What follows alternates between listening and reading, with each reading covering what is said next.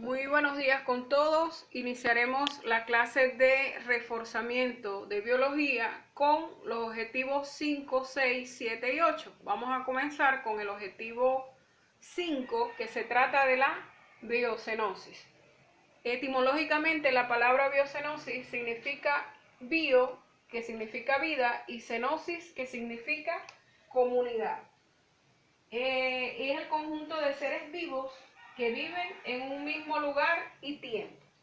Pero, ¿cómo son sus relaciones biológicas de todos esos seres vivos en la biocenosis? Esas relaciones biológicas pueden ser intraespecíficas o extraespecíficas. Las relaciones intraespecíficas pueden ser positivas o negativas. Las positivas viven en asociaciones, que son organismos de la misma especie que se favorecen. Y pueden ser familiares, por ejemplo, los individuos que presentan lazos sanguíneos, pueden ser coloniales, que son los individuos que provienen de un mismo progenitor, pueden ser gregarias, que son grupos de animales que conviven pero no son familias, y las estatales son organizaciones jerárquicas que hay en división del trabajo, como por ejemplo un panal de abejas. En las intraespecíficas negativas se dan por competencia. En los organismos de la misma especie compiten. Por ejemplo, por el alimento, por las hembras, por la luz y por el territorio. Por el alimento tenemos, por ejemplo, los leones. Por las hembras tenemos el ejemplo de los lobos de mar, que no permiten que otro individuo se acerque a sus hembras. Por la luz, algunas plantas pelean por obtener la luz. Y por el territorio, por ejemplo, los perros. Dentro de esas mismas relaciones biológicas tenemos las extraespecíficas. Esas extraespecíficas también pueden ser positivas o negativas. Las positivas favorecen la unión y la supervivencia del individuo y se pueden dar por mutualismo cuando ambos organismos se benefician. Por ejemplo, el líquen y el musgo, por protocooperación, que ambos organismos se benefician y no existe dependencia, como el ejemplo de la vaca y las aves. Por comensalismo, que es un organismo se beneficia sin afectar al otro, como el tiburón y la rémora. Y por inquilismo, que un organismo sobrevive sobre otro o dentro de aquel. Un ejemplo de eso tenemos al cangrejo ermitaño. Y las extraespecíficas negativas se dan por parasitismo. Es cuando un individuo huésped vive a expensa de otro, como por ejemplo la tenia, la pulga y otros parásitos. Por competencia, cuando dos individuos luchan porque tienen el mismo nicho. Por depredación, cuando un individuo depredador mata a su presa para alimentarse, como por ejemplo la lechuza y el ratón. Y por amensalismo, un individuo produce sustancias que inhiben el desarrollo de otro, por ejemplo las bacterias. Hablemos un poco sobre los biomas. Los biomas, el término fue propuesto por Clement en 1916 y designa una comunidad biótica integrada por plantas y animales. Para la explicación de los diferentes tipos de biomas lo dividiremos en tres tipos: biomas terrestres, biomas dulceacuícolas y biomas marinos. Dentro de los biomas terrestres tenemos a las tundras, coníferas, bosque tropical, sabana, chaparral y desierto.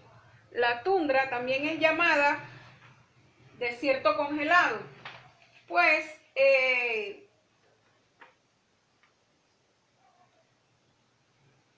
sus altas temperaturas y su limitada precipitación. Las temperaturas se extienden aproximadamente desde los 5 grados centígrados y hasta los menos 32 grados centígrados en invierno. Está abajo la capa permanente congelada del subsuelo, llamada hielo permanente. Y la fauna y la flora primordial es de osos polares, focas, morsas, entre otros. Los bosques de coníferas ocupan gran parte de Norteamérica y Europa. Son los árboles de coníferas, pinos, cipreses y abetos. Los bosques tropicales, conocidos también como selva virgen, constituye uno de los biomas más importantes debido a su gran biodiversidad de flora y fauna. La Amazonía y el África ecuatorial representan los mejores ejemplos de estos bosques. Las sabanas son zonas geográficas poco accidentadas, con vegetación estacional abundante. Y el chaparral presenta inviernos lluviosos, veranos secos y con elevadas temperaturas. En el desierto son zonas de altas temperaturas y mínima precipitación y vegetación xerófila.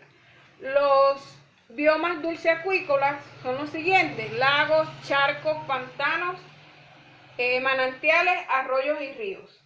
Los biomas marinos están compuestos por los océanos, zonas entre mareas y los estuarios. Los biomas marinos son básicamente dos: el océano o pelágico y el litoral o nerítico. Están caracterizados por la diferente profundidad que alcanzan las aguas y por la distancia de la costa. Los biomas dulceacuícolas son básicamente dos: las aguas estancadas de lagos y lagunas y las aguas corrientes lóticas de los ríos y los arroyos.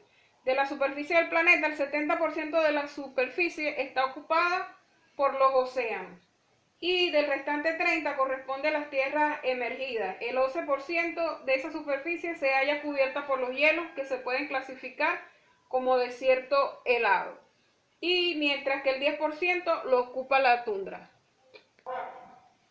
Hablemos ahora de la cadena alimenticia. Una cadena alimenticia es la sucesión de relaciones entre seres vivos en la cual uno se alimenta de otro en un orden determinado. Cada nivel de la cadena se denomina eslabón. El número de cadenas es limitado entre 4 y 5 eslabones debido a la pérdida de energía en el paso de un eslabón a otro. La energía que se inicia en la cadena alimenticia es la luz, que es captada por los productores, que es la base de la cadena en el mundo orgánico.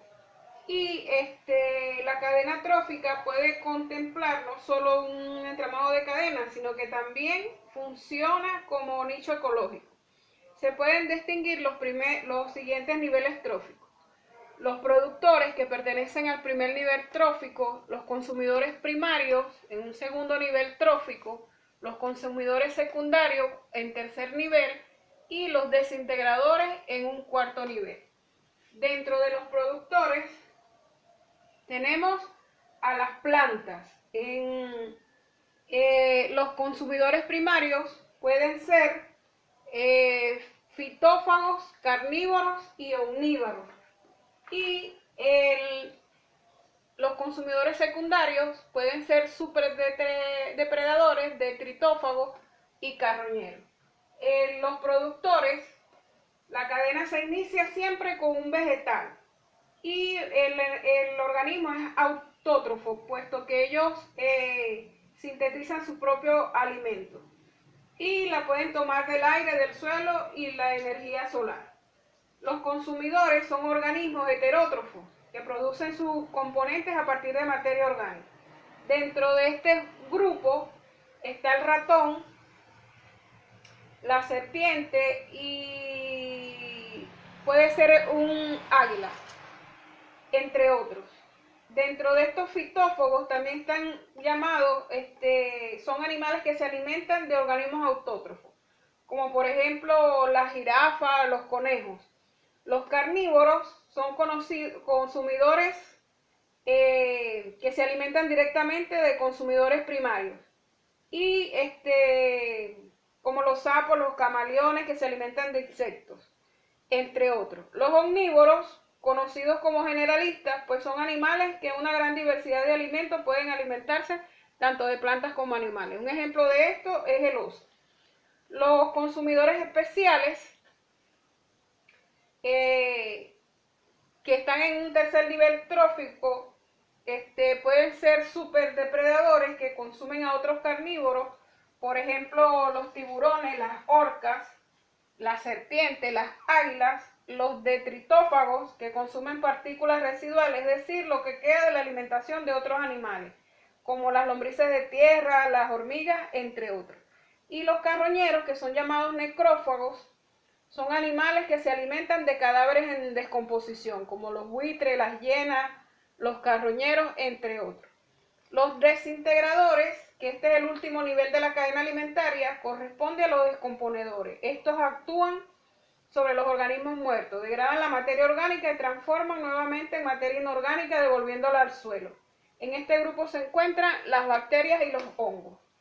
Una cadena alimentaria está formada de la siguiente manera: por productores, que pueden ser las plantas, los herbívoros, que puede ser un ciervo o un venado, los carnívoros, que puede ser un león o un tigre, y seguidamente los descomponedores, como la hiena o los zamuros. Hablemos ahora de los recursos naturales. Los recursos naturales son materiales de la naturaleza que los seres humanos pueden aprovechar para satisfacer sus necesidades primordiales y vitales. Los recursos naturales se dividen en renovables, no renovables e inagotables. Los renovables son los recursos que con los cuidados adecuados pueden mantenerse e incluso aumentar. Se dividen en fijos y variables. Los fijos son el clima, el agua y el suelo, y los variables son la flora y la fauna. El agua, que es el líquido más importante de nuestra naturaleza, ha estado en la Tierra desde hace 3.000 millones de años, ocupando las 3/4 de la superficie del planeta. Y se divide, está compuesta por mares y océanos, aguas superficiales como son los ríos, lagos y lagunas. El agua también es importante porque sirve como hábitat de animales y plantas, es el cuerpo de muchos organismos y las plantas requieren de agua para la fotosíntesis. Presenta las siguientes propiedades: alta tensión superficial, alto punto de ebullición, alto calor específico y carácter bipolar. El suelo es considerado como uno de los principales recursos que brinda la naturaleza al hombre, pues en él crecen y se desarrollan muchas plantas, que es la base de la cadena alimentaria y de los animales. Los recursos no renovables, tenemos a los minerales, al petróleo y al gas natural. Los recursos no renovables son aquellos que existen en cantidades determinadas y pueden ser sobreexplotados, pero se pueden acabar. Los minerales pueden ser metálicos o no metálicos. Los metálicos se distribuyen por el mundo de forma irregular y los metálicos se usan de forma directa, como la arena, la grava y la arcilla. El petróleo es quizás el recurso más importante, pues de él derivan otros productos como la gasolina, el diésel, la pintura, el plástico, la medicina, entre otros. El gas natural es una capa que se encuentra sobre el petróleo y es aplicable en la industria y en los hogares. Los recursos inagotables son energía solar, luz solar y energía del viento. Estos recursos también son llamados permanentes, son aquellos que no se agotan sin importar la cantidad de actividades productivas que el ser humano pueda realizar. Te dejo entonces a manera de repaso y como preguntas para el examen. Hasta la próxima clase.